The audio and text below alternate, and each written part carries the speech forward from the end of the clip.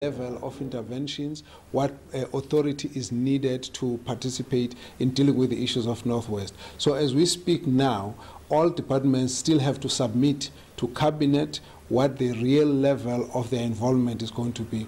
It is not possible to give a blanket statement about what is going to happen, because every minister is going to be reporting to the President in terms of what is it that is going to be doing in the Northwest, and that is going to constitute the overall intervention of government, which the President will then in detail align, refer to NCOP. So at this point, I think what is important to say is that there will be a formal statement that will come from the Presidency about which departments are involved, what exactly they're going to be doing, what levels of intervention. I think you need to also be aware that part of the interventions relate to Section 100. In one instance, there's Section 1A talks about issuing directives, which is not the same as Section 1B, where there might be a total takeover of a particular department, as it were. So that cannot be discussed right now. It can only be released as soon as the President has actually evaluated all the inputs of the ministers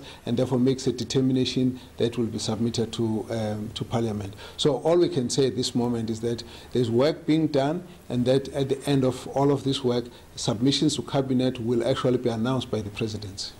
Minister, you're part of that interministerial task team led by Nkosazana Dlamini-Zuma.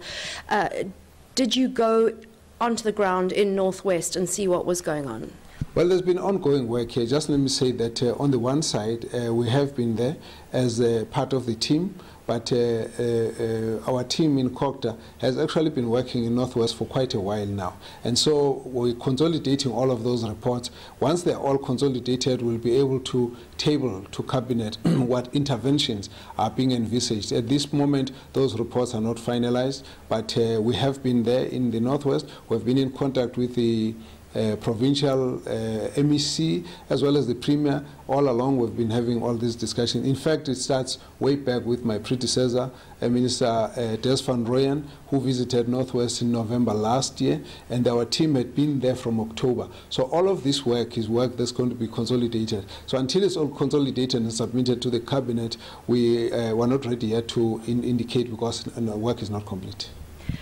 2/3 or 12 out of 18 of the municipalities in the Northwest have been, you say, not placed under administration, but you are supporting those municipalities.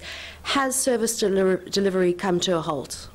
No, it hasn't come to a halt, but you realize that the challenges exist in many municipalities. So the number of stages of involvement that we make as the Department of Cooperative, to start off with the Section 154 of the Constitution, that basically is where we derive all the authority, the power to give supportive programs to oversee and support and intervene in municipalities, to give them the necessary capacity to be able to do the work that they do. This is what we do every day.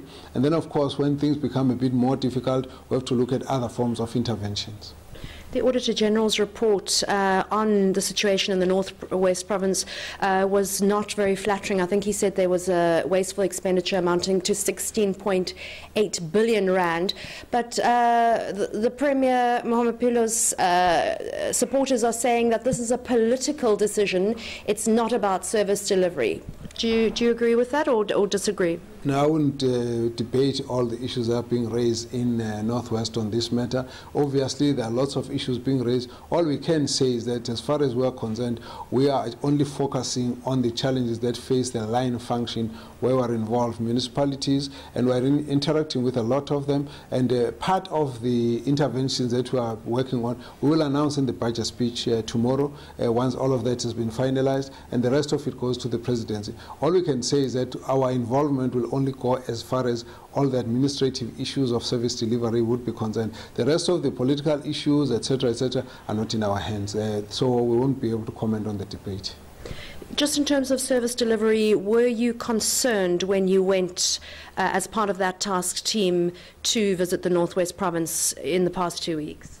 Well, look, there's concern everywhere. There are many. When we give our budget speech tomorrow, you will understand that the issues are not necessarily isolated to Northwest, and that the challenges we are facing in a number of municipalities. Tomorrow will give you a little bit more of insight as to where these challenges are and what the causes of all of these challenges are. And I think once we've got it all finalized, I think we'll be able to put it all into context. So Northwest is one province. The other provinces have got other challenges, and so we won't even constrain ourselves to what's going on in the Northwest. We'll talk about exactly what's going on in the whole country.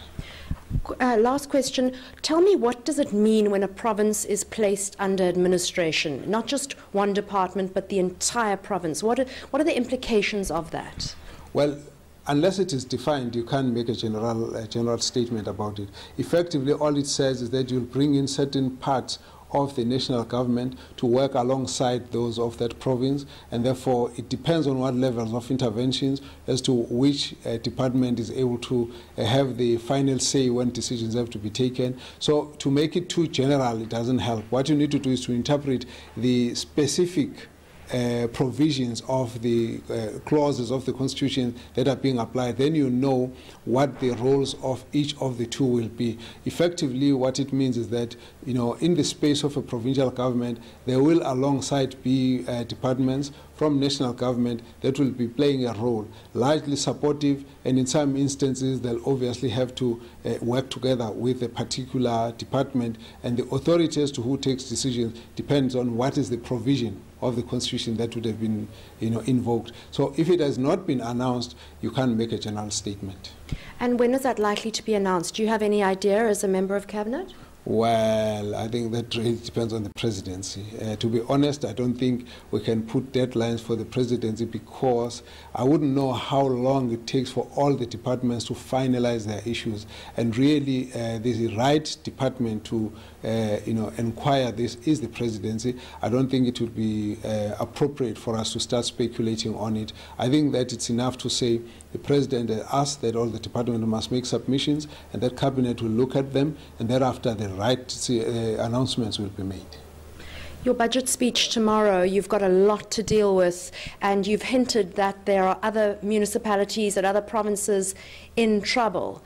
Are you likely to be making announcements surrounding that? Any interventions? Well, let's come to the budget speech tomorrow and see what is there. Certainly, after that budget speech, we'll go into details of all the things that we will not even be able to cover within the very limited time of a budget speech in Parliament. So come tomorrow, let's talk about it after we've made our indications.